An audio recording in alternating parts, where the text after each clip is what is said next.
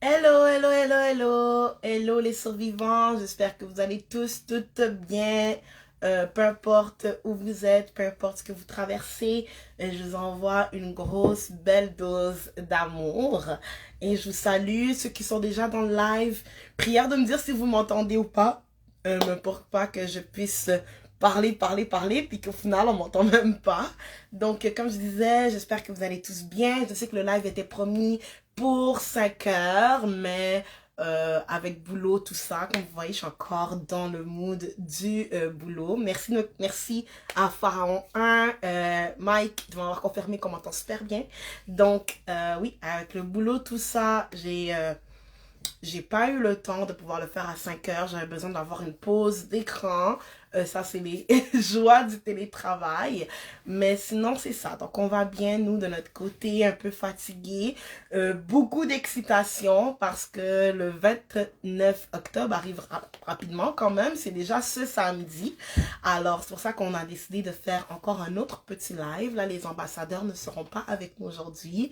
Ça va seulement être moi et vous, un talk entre survivants.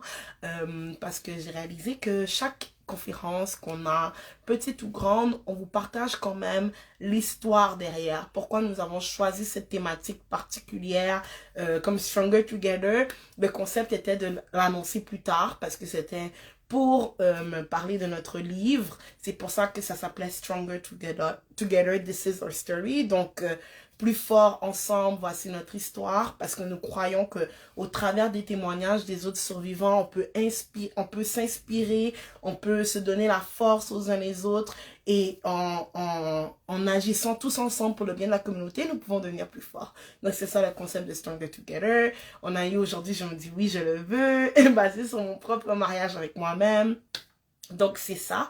Et là, avec la team survivant, on s'est dit qu'il est quand même nécessaire que je vous partage pourquoi Spread Love. Donc le 29 octobre, on va avoir notre conférence Spread Love avec trois merveilleux panélistes, dont Audrey, Jeffrey et Réginald. Donc Audrey, c'est une infirmière qui est fondatrice aussi d'un centre qui aide, j'espère que je ne dis pas des bêtises, mais si je me souviens bien, le terme correct, c'est dans la périnatalité. Donc, elle aide vraiment l'accompagnement des parents en tout ce qui a trait les nouveau-nés, les enfants, le développement autant physique que psychologique de l'enfant. Et le 29, elle va nous parler des liens d'attachement avec l'estime de soi. On a Jeffrey qui lui est un entrepreneur qui travaille dans le secteur de l'immobilier. Donc il a une entreprise dans l'immobilier et lui va nous parler du pouvoir de devenir, se découvrir et se redécouvrir. Et on a Réginald qui lui est un avocat dans le droit des affaires et lui va nous parler de l'importance de tracer sa propre voie. Donc déjà on a un panel de feu, on a des gens qui sont vraiment outillés, équipés, autant au travers de leur parcours personnel, de leur expérience personnelle que de leur bagage professionnel pour venir nous délivrer du super beau contenu. Mais pourquoi on a choisi de parler de s'aimer, c'est donner vie? Donc je pense que je vais l'écrire. Donc le thème de samedi, c'est Spread Love, s'aimer, c'est donner vie. Donc c'est sûr que comme chaque thématique, j'ai toujours ma petite histoire personnelle derrière, mon petit témoignage personnel derrière. Mais je pourrais dire que la première raison qui m'a poussée à donner, inspirée d'enfant pour ce thème, c'était sur les réseaux sociaux. Je voyais beaucoup de personnes, en fait, manifester une frustration et un mécontentement par rapport au self-love. Les gens étaient comme, oh, je comprends pas les gens qui sont qui aiment le développement personnel. Pourquoi ils nous disent tout le temps que comme le self-love, c'est pas une solution miracle, là. Comme c'est pas parce que tu t'aimes pas que ça veut dire qu'il y a personne qui t'aime sur terre. C'est pas parce que tu ne t'aimes pas que ta vie est nécessairement gâchée, etc., etc. Le self-love, c'est pas une pilule miracle. Et même quand tu apprends à t'aimer, ça veut pas dire que tout va changer dans ta vie du tic au tac, que tout va être transformé pour le mieux. Et c'est vrai, ils ont pas menti, je veux dire, le self-love, moi je le vois un peu comme boire de l'eau pour être en santé. C'est-à-dire que si tu bois de l'eau tous les jours, et je crois qu'il est même recommandé par les médecins de boire de l'eau, de boire 2 litres d'eau par jour, ben c'est important, ça va contribuer à ce que tu puisses être un humain en bonne santé. Mais c'est pas juste boire de l'eau qui fait en sorte que tu es en bonne santé. Et c'est un équilibre de beaucoup de choses. Une bonne alimentation, un bon sommeil, des bonnes relations, le sport, etc., etc. Tout cet équilibre qui fait que tu puisses être en bonne santé. Mais dans cet équilibre, dans cette balance, parmi les ingrédients, il y a l'eau. C'est la même chose pour le self-love. Le self-love fait partie de plusieurs ingrédients qui sont nécessaires pour avoir une bonne santé, selon moi, physique et mentale. Donc, apprendre à s'aimer, à se valoriser, à s'apprécier à sa juste valeur, ça te permet, toi, en tant qu'individu, d'avoir une certaine balance. Ça contribue à permettre à ce que tu puisses avoir une certaine balance. Donc ça, c'était la première raison. C'était pour permettre aux gens de comprendre cela parce que je voyais qu'il y avait beaucoup d'incompréhension par rapport à cet enjeu. Mais la deuxième raison, qui est un peu mon histoire personnelle, donc la vérité, c'est que moi, je suis sur le point de finir mon bac en communication. Yay! Et récemment, donc je parlais avec mon frère et mon frère me disait... en fait, comment ça se fait que tu as fait tout ton parcours universitaire et que tu n'as pas réussi à avoir un seul ami que tu t'es fait dans le contexte universitaire? Et là, j'étais comme... j'avais comme pas de réponse à ça, tu sais. J'ai juste dit, ben ça l'a juste pas vraiment donné, au fait. Oh, on me dit bravo dans les commentaires, merci. Moi aussi, je suis très fière de moi. C'était difficile pour arriver à être presque finissante. Ça m'a pris du temps, mais on y arrive. Mais bref, donc pour retourner à nos moutons, donc c'est ça, donc il me disait comment ça t'as pas d'amis et tout, mais je lui disais ben c'est juste ça cliquait pas avec les gens, c'est ça cliquait pas avec les gens et puis j'étais pas dans ce mood là, je veux dire j'avais l'impression que j'étais arrivée à un certain âge, une certaine phase de ma vie où est-ce que j'acceptais qui j'étais et que j'acceptais aussi d'être seule au fait. Donc on peut être amis, tout comme si tu veux pas être qu'on soit amis, je ne vais pas forcer la situation pour qu'on soit amis. C'est pas plus grave, on va juste être 2 collègues qui vont bien travailler ensemble, qui vont vibrer ensemble sur le moment et après on va faire route séparée. Et puis c'était un peu mon mindset pendant tout mon parcours universitaire qui fait que j'ai pas eu d'amis pendant mon parcours. Et vous savez, les téléphones, ça entend tout. Tout ce qu'on dit, ça entend. Quand tu parles d'un sujet sur le souper, bizarrement, les vidéos TikTok que tu vas voir, ça parle du même sujet que tu as parlé au souper. Les articles qu'on va te proposer de lire, Facebook, Instagram, tout ça. Donc, Google, qui m'a espionné dans ma conversation avec mon frère, a commencé à me proposer des articles qui parlaient de comment se faire des amis dans un contexte de travail en tant qu'adulte. Comment se faire des amis à l'université en tant qu'adulte. Et par curiosité, j'ai lu l'article. J'ai trouvé ça super drôle. Donc, j'ai lu l'article. Et là, maintenant, ça disait que en fait, quand on est enfant, c'est beaucoup plus facile d'être des amis parce que vous jouez à la récréation et puis tu dis, oh, je jouais, tu sais, on va jouer ensemble. Tu sais, c'est beaucoup plus facile parce que vous êtes axé sur le jeu. Alors que quand tu es adulte, tu veux bâtir des relations avec des gens avec qui vous avez les mêmes centres d'intérêt, tu sais, que vous êtes capable de parler de la même série par exemple, ou vous êtes capable de parler du dernier concert de je sais pas trop qui, et là vous vibez sur ça, et c'est quand même important en tant qu'adulte de te sentir connecté dans les sujets de conversation, alors que quand on est enfant, ben tant qu'on arrive à jouer ensemble, on n'a pas besoin d'avoir des sujets communs de conversation. Et là l'article disait que c'est pour ça que maintenant en tant qu'adulte, c'est plus difficile de se faire des amis. Et là, ça donnait 5 astuces pour se faire des amis. Et la première astuce, et ça m'a vraiment frappée, parce que ça m'a rappelé, je veux dire, mon passé. La première astuce, c'était que pour te faire des amis en tant qu'adulte, il faut que tu puisses accepter, te mettre dans la tête que l'endroit où est-ce que tu vas, tout le monde t'aime. Donc, tu rentres dans cette pièce et tu te dis, ok, Benisha, dans cette pièce, tout le monde aime Benisha. Le fait que tu crois que tout le monde t'aime et que tu te convaincs que tout le monde t'aime, ton non-verbal va être plus invitant pour les gens. Qu'est-ce que ça veut dire? Ça veut dire que des fois, le fait que tu te dis, ah, les gens, ils m'aiment pas, les gens n'apprécient pas, nanana, nanana, ben, tu vas avoir une attitude plus fermée, comme peut-être avoir les bras croisés, ou quand quelqu'un va venir, oh, bonjour, excusez-moi, tu vas être comme, pourquoi tu me parles, tu sais, juste ton non-verbal exprime une certaine fermeture. Il exprime que tu es un peu sur la défensive parce que dans ta tête, les gens ici, ils ne m'aiment pas. Mais si tu agis comme quelqu'un qui se dit, ah, ici tout le monde m'aime, ben quand quelqu'un va venir vers toi, tu te dis, ben cette personne ne peut que me vouloir du bien parce qu'elle m'apprécie. Elle m'aime, elle veut être mon amie. Alors ça, c'était la première astuce. Et pourquoi ça m'a comme réveillé des souvenirs du passé?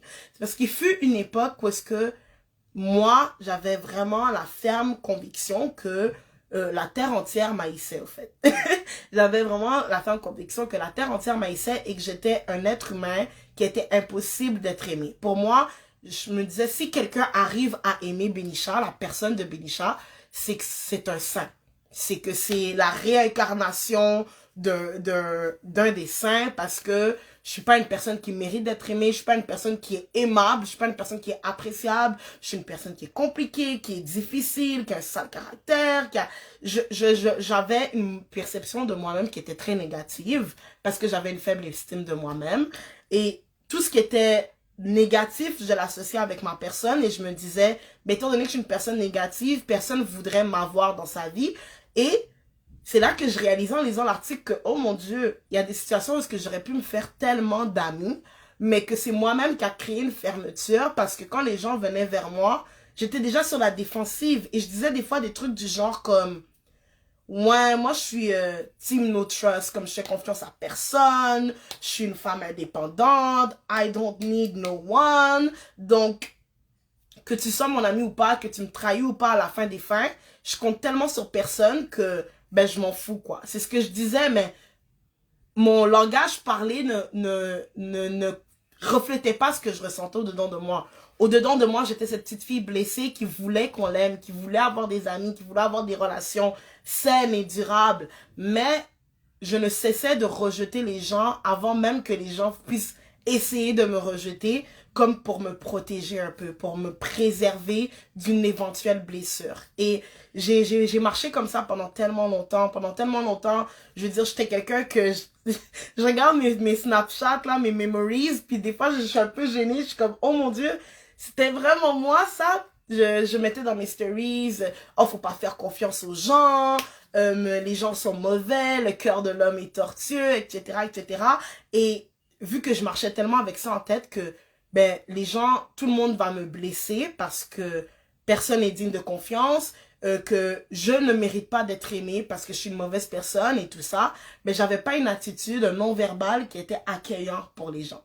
Donc, ça, c'est ce que ça l'a rappelé en moi et c'est pour ça que je dis s'aimer, c'est donner vie parce que depuis que j'ai pris cette décision de, tu sais quoi, Benisha, apprends à t'aimer à ta juste valeur. Depuis que j'ai pris le moment de dire oui, je le veux, oui, j'aime cette personne qui n'est pas parfaite, mais qui fait de son mieux tous les jours pour devenir la meilleure version de soi-même, ben, j'ai donné vie à des relations qui sont tellement belles que je suis étonnée. Et juste pour revenir à mon premier point, parce qu'au début, je disais qu'il y a des gens qui disent que, ouais, le self-love, ça, les gens accros au développement personnel veulent te faire croire que si tu ne t'aimes pas, ça veut dire que personne autour de toi t'aime. C'est tellement faux et je suis très d'accord parce que les relations saines que j'ai aujourd'hui, la plupart, c'est des relations avec des gens que j'étais amie, ça fait 10 ans passés, mais qu'aujourd'hui, notre relation a pris tout un autre virage. Et selon moi, ce virage a commencé déjà par comment moi je me sentais à l'intérieur. Le fait que je me sentais mieux au-dedans de moi parce que j'ai pris le temps de m'accepter pour le meilleur et pour le pire, ben, je suis capable de tracer certaines limites dans la relation, de dire, ok, ça fonctionne pas pour moi.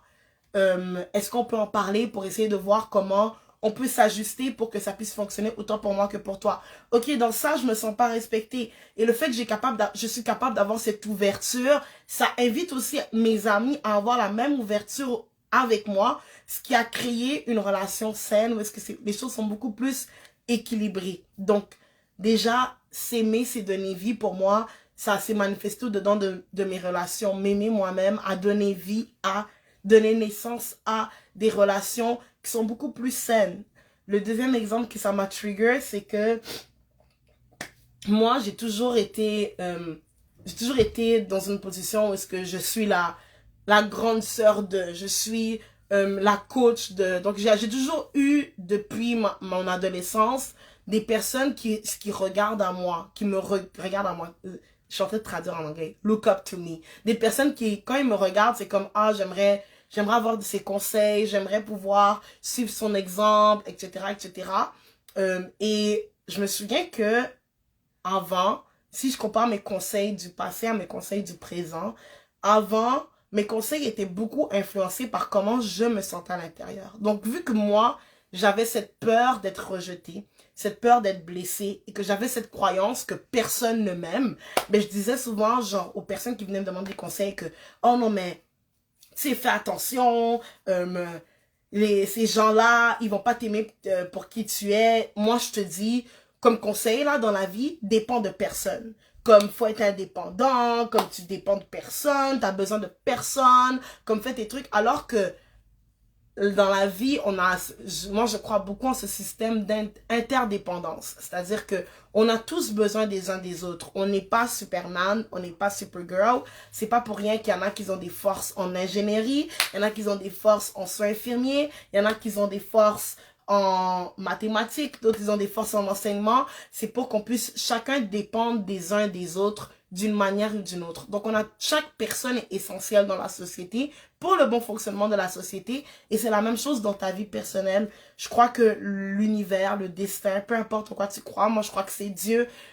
S'il y a certaines personnes qui sont dans ta vie, c'est pas pour rien, c'est parce que dans la saison que tu traverses, tu as besoin de ces personnes pour créer un équilibre et une certaine balance à ton univers, à ta vie. Et c'est ça, donc mes conseils étaient basés sur comment moi je me sentais à l'intérieur. Mais maintenant que moi j'ai appris à m'aimer et que je cherche à être bienveillante avec moi-même, mais c'est sûr que là maintenant quand quelqu'un vient me voir avec des conseils, mes conseils sont inspirés par comment je me sens, donc par la bienveillance, par l'amour, la générosité, par l'esprit du spread love. Et c'est tout ça pour dire que c'est vraiment ça les raisons, les trois raisons principales pourquoi le thème spread love, c'est s'aimer, c'est donner vie. Parce que le moment où est-ce que tu prends la décision de t'aimer, ça a des impacts autant positifs sur tes relations, sur ta manière de voir la vie. Ça a des impacts sur les opportunités que tu te donnes. Ça a de l'impact sur comment tu vas transmettre. Parce que chacun de nous est appelé à transmettre. Qu'on le veuille ou pas, on a tous un impact, soit positif ou soit négatif dans le monde autour de nous. Donc la manière dont tu vas transmettre va être influencée par comment tu te sens à l'intérieur. Parce qu'on ne donne que ce que l'on a. Et c'est pour ça que j'ai vraiment choisi ce thème et que je suis tellement contente des sous-thèmes que les conférenciers ont choisis.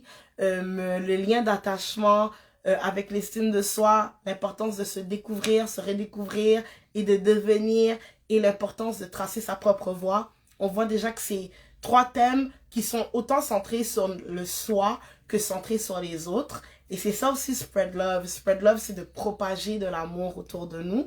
Alors, c'est ça. Donc, j'espère que, je sais pas s'il y a des questions, des commentaires, mais je vous remercie déjà pour le love et je vous rappelle que l'événement, c'est déjà ce samedi le 29 octobre. Donc, c'est dans quelques jours déjà.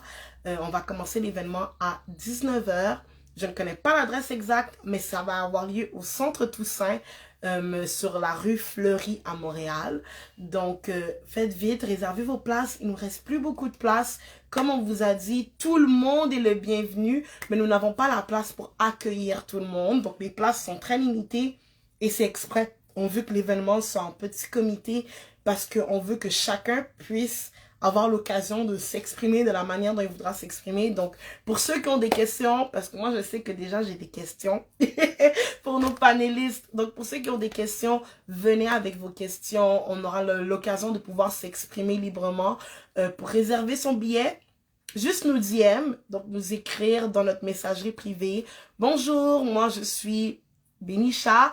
J'aimerais réserver ma place pour le Spread Love. On paye les billets à l'entrée. Le billet est de 20 $ par personne et ça va nous permettre de financer notre grande conférence de l'été. Et n'oubliez pas que notre grande conférence de l'été, c'est une conférence qui a pour but d'amasser des fonds pour aider les jeunes en difficulté. Donc, c'est vraiment ça qui est la mission première de Survivant, c'est de amasser des fonds pour aider les jeunes en difficulté. Et notre deuxième mission, c'est de donner des astuces pour bâtir son estime de soi. Donc, c'est Spread Love, ça rentre en plein dans notre mission. Donc, j'espère vous y voir. Et sinon, on se dit à très bientôt. Au revoir.